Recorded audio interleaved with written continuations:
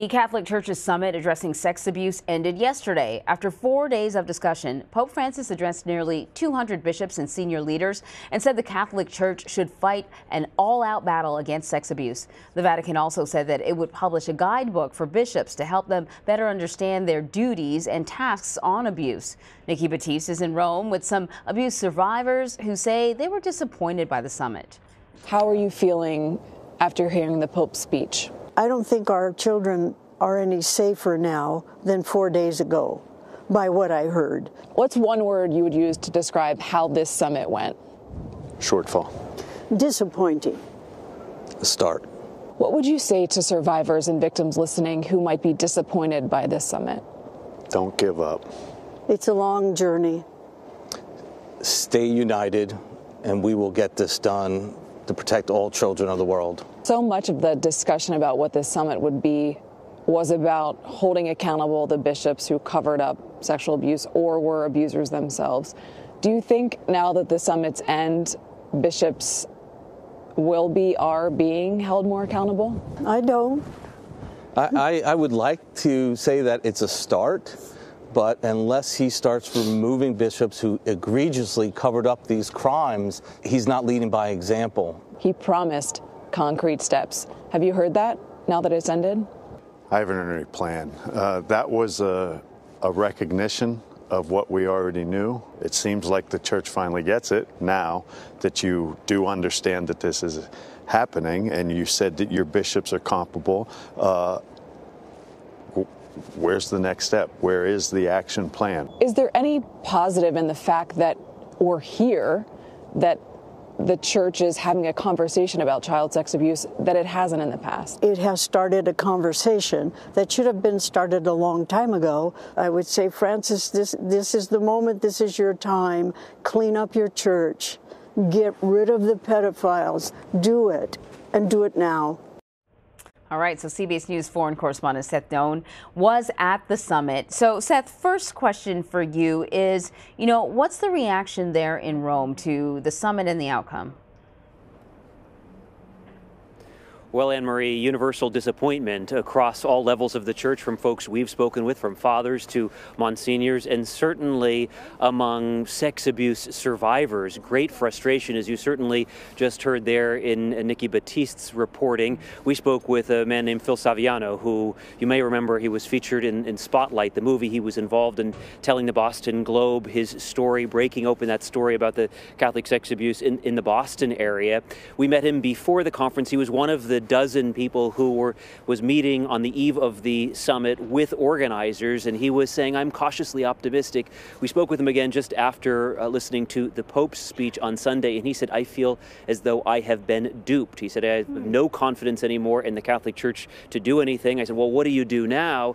He said, I'm going to focus more on the attorneys general, these reports, these efforts to take some legal action inside of the United States. He said, I plan to go back to Massachusetts and immediately write a letter to my attorney general and ask for them to start doing what they can from a legal perspective, because I have lost all confidence in the church. We were speaking with a Monsignor earlier today who was saying, look, this is just frustrating. Thomas Reese, who is a father based in Washington, D.C. I spoke with him right after the Pope's speech yesterday. He said, look, the Pope needed to hit this out of the park. He needed to hit a home run, and he just didn't.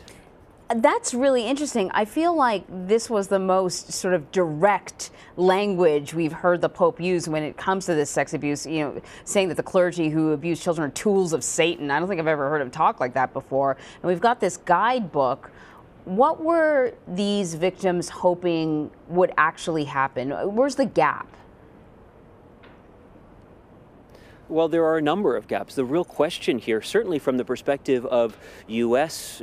Survivors and people in the U.S. church, is this question of bishops' accountability. Are you going to hold accountable these people who are in charge? Right now, there is this loophole. There are rules for priests if they're abusing or if they're covering up abuse. But the question is about bishops. To be investigated as a bishop, it needs to be authorized by the Pope. So there was a lot of people saying, look, you need to close this loophole for bishops here, and just a great degree of frustration. We heard the Pope at the outset of this say, we need more than condemnation, we need concrete action. Well, what we heard yesterday was more condemnation, but very little that was concrete. He gave these 8 points that could be used as a guideline, points written up by the UN, by the World Health Organization, that could be written up as a guideline for future legislation within the church. We know that there was a meeting earlier today. We just got word from the Vatican that the first follow-up meeting after the summit that brought together all of the different department heads here in Vatican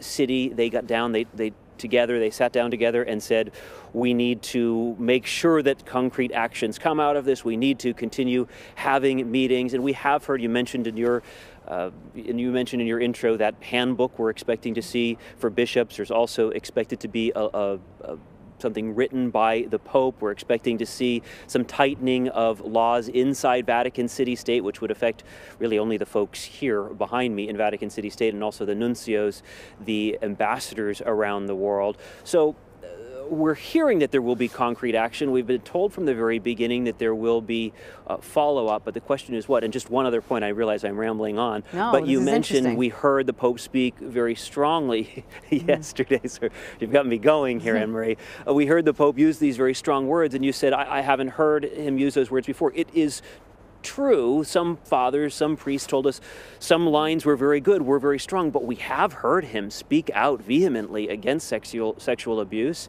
and clerical sex abuse in the past. And you know what? We've also heard the previous two popes speak out strongly. Benedict and Pope, now St. John Paul II, also talked about this scourge of sex abuse. So people are tired of words, Anne-Marie. Right, really a good observation. Listen, you had also a really interesting interview while you've been there in Rome. Former White House Chief Strategist Steve Bannon was also at the summit. He's a longtime critic of Pope Francis. And so you asked him a bit about this summit. Here's what he had to say. We have a crisis, I think, in the Catholic Church today that, if not dealt with immediately, and I mean that on the administrative and financial side, could actually lead to the financial implosion or the financial crippling of the Catholic Church throughout the world. And so I think this has to be dealt with. I'm glad they're having this conference, but I think it has to be dealt with much more urgency, because I think we have as seen in the Pennsylvania situation with the Attorney General, I think we have a true crisis in the Catholic Church in North America. So this is interesting. I don't think we've really heard much from Steve Bannon since he left the White House. Why is he choosing to speak out on this issue? Well, he, as you noted, is a longtime critic of Pope Francis. He's a Catholic. He's very engaged in Catholic issues. We certainly know that he has been here in the past. He is believed to be more aligned with folks like American Cardinal Burke, who would be believed to be much further to the right than Pope Francis. These are folks who see this Pope as someone who is too liberal in his stance, or at least in what he says. The kind of common argument against Pope Francis from voices further to the right of the Pope is that he sows confusion by appearing more liberal, but then ultimately not really seeing much change in church doctrine. So one of the things, Steve Bannon didn't say that he was particularly focused on the issue of sex abuse, but what we have seen is people from the farther to the right on this issue, they're seeing this as a sticking point for Pope Francis. They're seeing this as a wedge issue in a way, something that the far right is using as in a way, a political tool against this Pope. And we certainly have heard Steve Bannon being critical of this Pope in the past. One of the other things we talked about with Mr. Bannon was this sense that he said, I feel as though the U.S. Catholic Church is being slowed down by the global body here. The U.S. Catholic Church, of course, wanted to take some steps back in the fall, and the Pope said, hold on, don't do anything on your own in respect to bishop accountability and such. Why don't we all come? We'll sit down together here in February and discuss this as a global body. And it is believed that most of what this summit was designed to do was to try to, and essence, bring up to speed other elements of the church where there is this disconnect, parts of Africa, parts of Asia, for instance, where bishops might not believe this issue of clerical sex abuse is an issue at all, or is the most pressing issue. And Steve Bannon was saying, look, the global church is slowing down progress that the U.S. Catholic Church desperately needs to make. Oh, that's very interesting. Seth, thank you so much. So